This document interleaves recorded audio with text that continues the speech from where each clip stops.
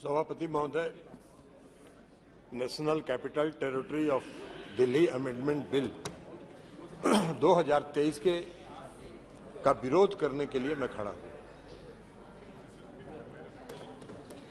माननीय गृह मंत्री जी ने अभी इस बिल को पेश करते हुए कई संवैधानिक बातों का उल्लेख किया। उन्होंने सुप्रीम कोर्ट के कुछ पारा का भी उल्लेख किया, लेकिन शायद उन्होंने इस बात का उल्लेख नहीं किया कि इस देश में संविधान के प्रावधानों की व्याख्या करने का अधिकार इस देश के सर्वोच्च न्यायालय को है और सर्वोच्च न्यायालय के संविधान पीठ ने 11 मई के अपने फैसले में इसकी विस्तृत व्याख्या की। उन्होंने पढ़ा, कई प्रावधान पढ़े, कई पारा पढ़े, लेकिन जो उनकी सुविधा के मुताबिक उनको सूट करता था वो पारा उन्होंने पढ़ा। पूरे जजमेंट को नहीं पढ़ा उन्होंने।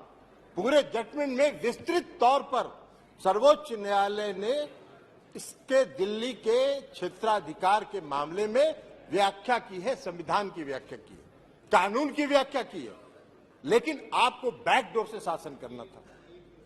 11 मई को जजमेंट आता है, 19 मई को सुप्रीम कोर्ट बंद होने वाला है, 19 मई को आप अध्यादेश लाते हैं और उसके पहले आप सुप्रीम कोर्ट में रिव्यू पिटीशन फाइल करते हैं। ये लोकतंत्र है क्या? इसी को लोकतंत्र कहते हैं। ऐसे ही लोकतंत्र को आप चलाना चाहते हैं? सभापति महोदय, लोकतंत्र चलता है लोकलाज से और इस सरकार ने सारे लोकलाज को ताखे पर रख दिया और डुबो के इस दिल्ली में शासन करना चाहते हैं। आप बैकडोर से शासन करना चाहते हैं। अभी माननीय गृह मंत्री जी ने बिल को पेश करते हुए कहा कि दिल्ली की सरकार 2015 में ऐसी बन गई कि जो भ्रष्टाचार के मामले में जिसका काम ही नहीं है सेवा करना।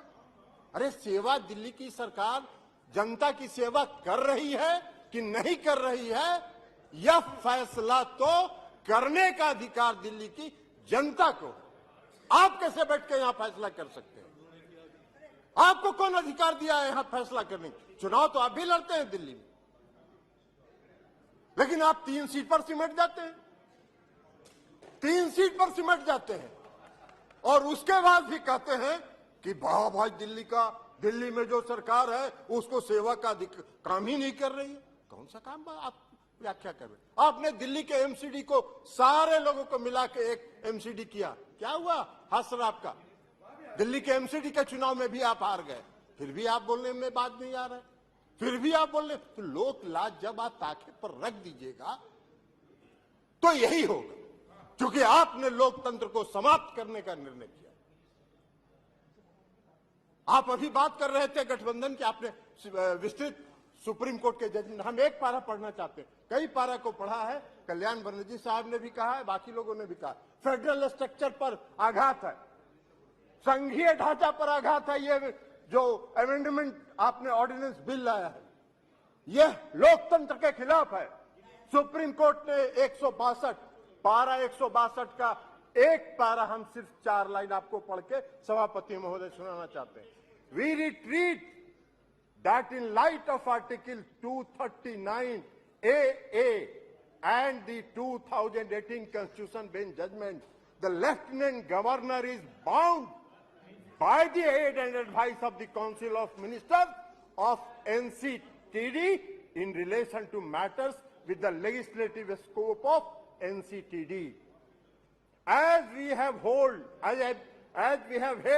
that NCTD has legislative power over services excluding public order, police and land. Under entry 41 in list 2, the Lieutenant Governor shall be bound by the decision of GNCTD on services as explained above. To clarify any reference to Lieutenant Governor over services excluding services related to public order, police and land in relevant rules shall mean Lieutenant Governor acting on behalf of GNCTD. सारा तो स्पष्ट कर दिया supreme court ने। फिर आपको क्या अध्यादेश लाने की जरूरत पड़ी? क्यों आप इंतजार करते रहे? आपने रिव्यू पिटीशन फाइल किया था, तो रिव्यू पिटीशन जब आप फाइल किए थे तो रिव्यू पिटीशन का आप इंतजार करते। रिव्यू पिटीशन में सुप्रीम कोर्ट का क्या फैसला होता है, लेकिन नहीं, आपने इंतजार नहीं किया। आपने 19 तारीख को सुप्रीम कोर्ट बंद हो रहा है गर्मी की छुट्टी के लिए, और 19 तारीख को आप अध्यादेश जारी कर रहे। आपकी मंशा है, आपकी मंशा है बैकडोर से शासन करना, मनोनीत लोगों के माध्यम से चुनी हुई सरकार पर शासन चलाना। यही मंशा आपकी दिल्ली में भी है और यही मंशा देश के अन्य भाग में। ये कौन सा शासन आप चाहते, कौन सा लोकतंत्र स्थापित करना चाहते हैं? अभी चर्चा कर रहे थे माननीय गृह मंत्री, गठबंधन की चर्चा कर रहे थे, इंडिया की भी चर्चा कर रहे थे। अब इंडिया का फोबिया तो उनको समा गया है, इसलिए कि आज तक तो कभी इन्होंने एनडीए की बैठक नहीं की, आज तक कभी नहीं हुआ था। लेकिन जिस दिन इंडिया की बैठक बंगलोर में हो रही थी, उसी दिन इन्होंने एनडीए का बैठक किया। अरे भाई, आपको तो उस फोबिया से आप ग्रस्त हैं, आप उस फोबिया से ग्रस्त हो गए हैं और आपकी विदाई होने वाली है, तो इसलिए भ्रष्टाचार की बात कर रहे हैं।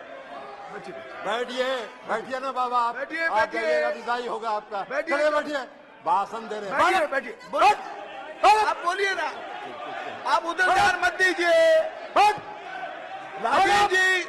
राजीव रंजन जी, उधर ध्यान मत दीजिए। Address the chair only, address the chair only. केवल आपकी बात रिकॉर्ड में जा रही है, किसी अन्य की बात रिकॉर्ड में नहीं जा रही है। आप please address the chair and please सभापति and try to conclude also please. इसलिए सभापति महोदय, इसीलिए please sit down, please sit down.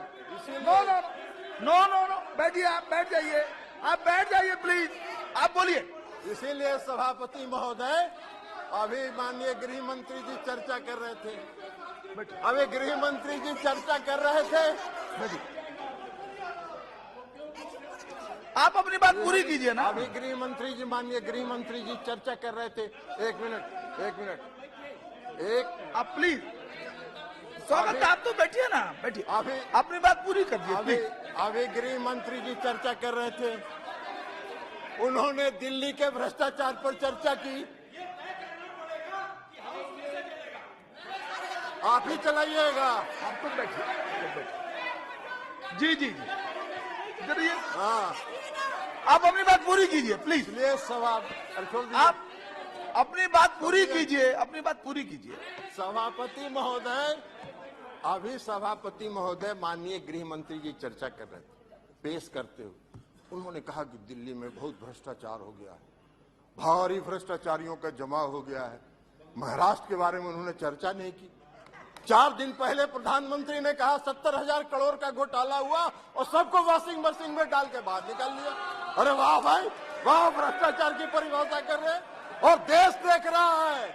आपको भी गृह मंत्री जी, पूरा देश देख रहा है कि कौन से भ्रष्टाचार की आप व्याख्या कर रहे हैं और कौन सा भ्रष्टाचार पर आप नियंत्रण करना चाहते हैं। भ्रष्टाचार का भय दिखाकर अपनी राजनीतिक बात पूरी कीजिए जी। इसलिए चिंता मत करिए, धन्यवाद। जनता देख रही है आपको भी। 2024 में आपका भी फैसला जनता कर देगी। और इसी के साथ अरे कैसे खत्म हुआ? आपने अभी तो कर दिया। नहीं हो गया ना पूरा, अभी नहीं कंक्लूड करने दीजिए। कीजिए, तो इसलिए पूरा कीजिए। इसलिए सभापति महोदय, मैं ये कहना चाहता हूं कि जो यह बिल, अरे बैठिए पीछे, बैठ जाइए।